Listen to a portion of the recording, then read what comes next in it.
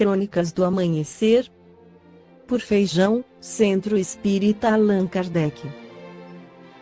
Balneário Gaivota, 23 de outubro de 2017.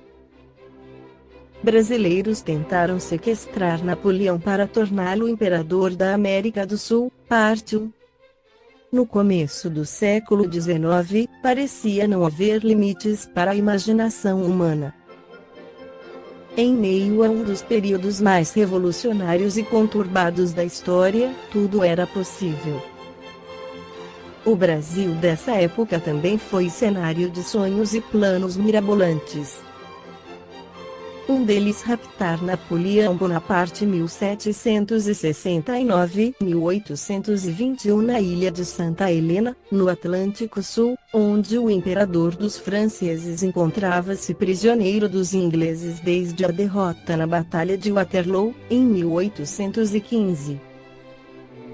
Dali ele seria transferido para a América do Sul, onde reinaria novamente sobre um vasto território constituído pelas antigas colônias de Espanha e Portugal. O projeto foi discutido a sério em diferentes ocasiões e com diferentes autores. Tinha simpatia do próprio Napoleão e só fracassou porque as circunstâncias não permitiram que se concretizasse. Napoleão era um homem de ambições desmedidas. Para ele, não bastava governar a França e nem mesmo a Europa. No auge do seu poder, em 1808, chegou a liderar mais de 60 milhões de pessoas. Isso numa época em que a população humana era infinitamente pequena. Naquele ano, com a virtual anexação de Espanha e de Portugal, ele praticamente dobrou o tamanho do território original da França. Seus domínios incluíam a Bélgica, a Holanda, a Alemanha e a Itália. Mais tarde, tentou incorporar também a Rússia. Antes, já havia invadido o Egito. Do seu ponto de vista, ser o imperador da América do Sul era, portanto, um projeto razoável e factível. Além disso, sua ação reformadora na Europa, pondo fim aos antigos regimes de monarquia absoluta, contava com a simpatia de muitos revolucionários na América. Entre eles estavam os líderes da Revolução Pernambucana de 1817.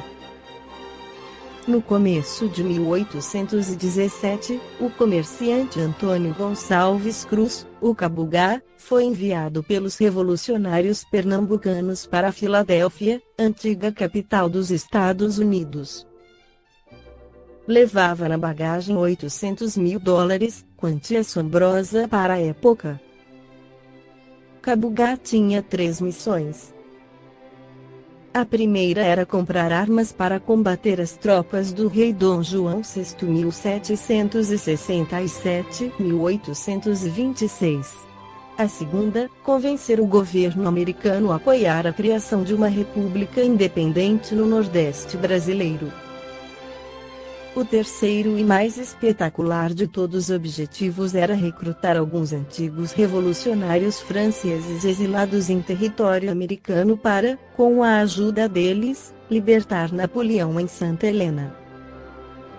Pelo plano, ele seria retirado na calada da noite e transportado a Recife, onde comandaria a Revolução Pernambucana para, em seguida, retornar a Paris e reassumir o trono de imperador da França.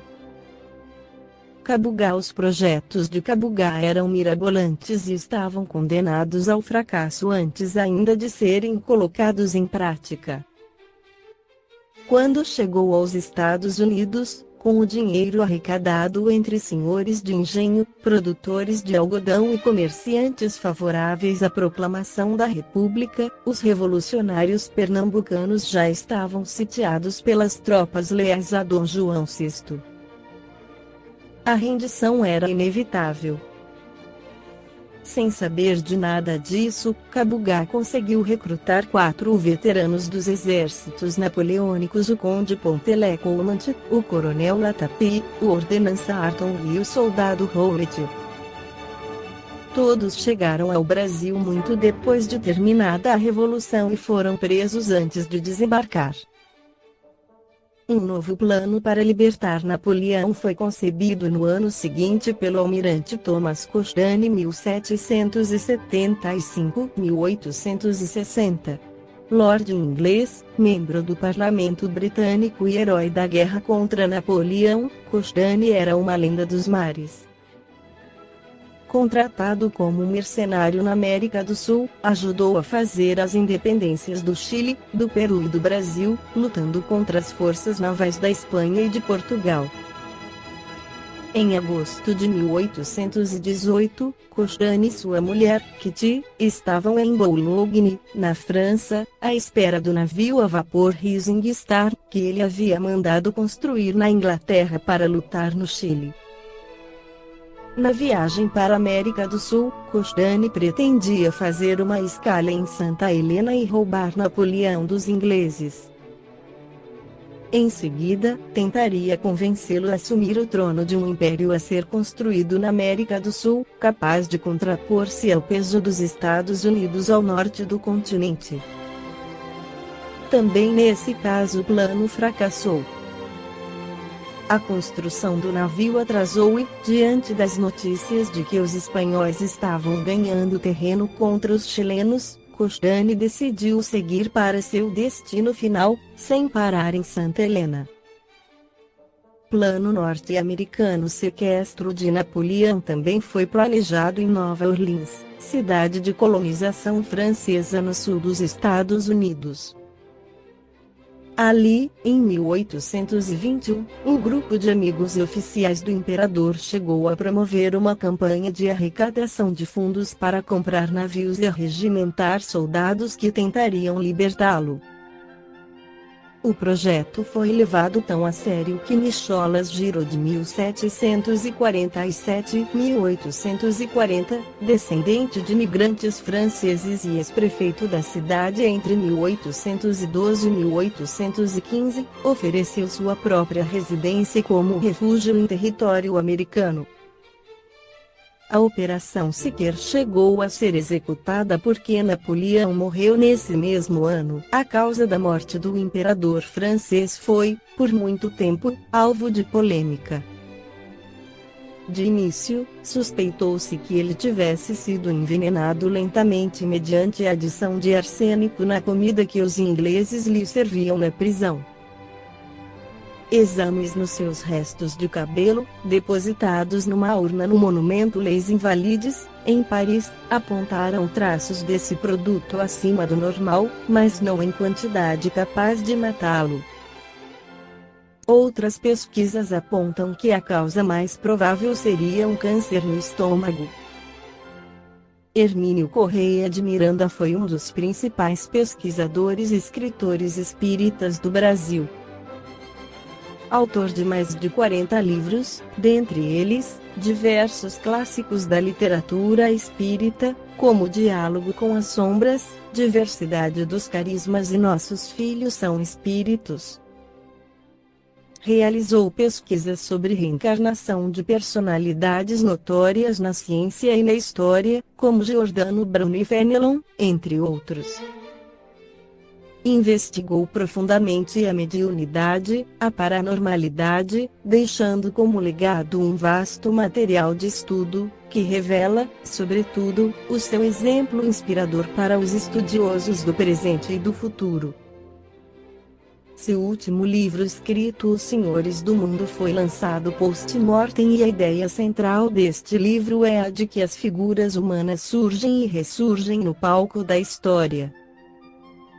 Quando dizemos que a história se repete, estamos acolhendo um preceito mais profundo do que poderia parecer à superfície. Não só a história, mas também, principalmente, os homens nela se repetem, em novas existências, sob novos nomes, em diferentes circunstâncias. Algum dia se reescreverá a crônica da humanidade à luz deste conceito básico e inelutável. Os Senhores do Mundo, conta a história de um espírito que por diversas vezes nasceu com a missão de unir os povos da terra para receber um emissário de Deus, seja como Tutmés I, Alexandre o Grande, Júlio César e Napoleão Bonaparte. Deixou-se levar por suas fraquezas e alcançou sempre uma vitória relativa em suas encarnações. O livro Os Senhores do Mundo vem nos mostrar que a espiritualidade superior busca a união de todos os povos, para que se auxiliem mutuamente na construção de um planeta melhor. Muitos missionários foram enviados à Terra para se atingir esse objetivo: líderes políticos e religiosos, filósofos, cientistas e artistas. Dentre eles, o espírito que tinha por missão a pacificação dos povos, que, unidos sob a sua direção, alcançaria um ritmo de progresso muito mais veloz para o nosso planeta. A trajetória desse espírito esclarece que a Terra já foi um mundo inferior, quando habitado pela humanidade primitiva que nela se desenvolveu.